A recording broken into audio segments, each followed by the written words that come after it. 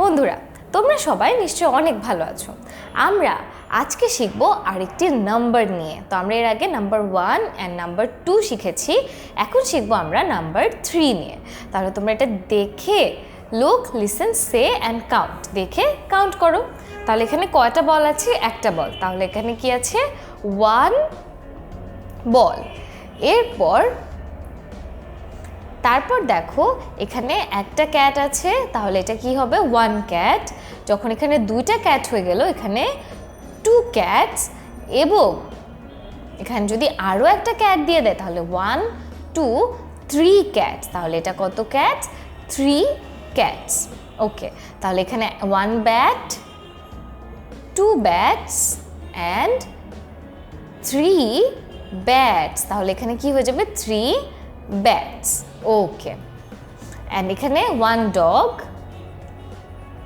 2 dogs. তাহলে এখানে কয়টা ডগস আছে? 3 ডগস। তাহলে আমরা কি দেখলাম? 3 আমরা কিভাবে কাউন্ট করব। ওকে, তাহলে এটা হচ্ছে 1, এটা হচ্ছে 2 অ্যান্ড 1 2, এটা হচ্ছে কি? 3। যখন কোনো কিছু 3টা থাকবে তখন সেটা কি হয়ে যাবে? সেটা হয়ে যাবে 3। তাহলে চলো আমরা অ্যাক্টিভিটিস দেখি। তাহলে এখানে বলো তো কয়টা আমাদের এখানে অ্যান্ট আছে? এখানে 3টা অ্যান্ট আছে। তাহলে এখানে কয়টা ক্যাপ আছে? এখানে আছে 2টা ক্যাপ। তাহলে 2টা ক্যাপ আছে। এখানে কয়টা বল আছে? 1 2 3। তাহলে এখানে আছে 3টা বল। এখানে কয়টা অ্যাপেল আছে? এখানে আছে 2টা অ্যাপেল। এখানে আছে 3 ডগস অ্যান্ড এখানে আছে 1 ক্যাট। তাহলে আমরা দেখলাম। ওকে, তো এখান থেকে আমাদেরকে বলেছে 3 ফিশ এখানে ড্র্যাগ করতে। তাহলে চলো আমরা করি। তাহলে 2 অ্যান্ড আমরা ড্র্যাগ করি। তাহলে এখানে 1 2 3 ফিশ হয়ে গেছে।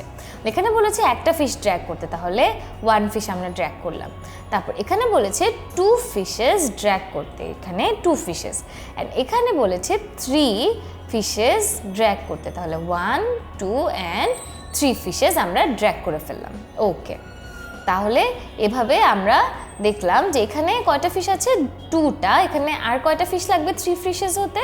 একটা ফিশ লাগবে। তাহলে এখানে 3 ফিশেস। এখানে আছে 1 ফিশ, 3 ফিশেস হতে আরও কয়টা ফিশেস লাগবে?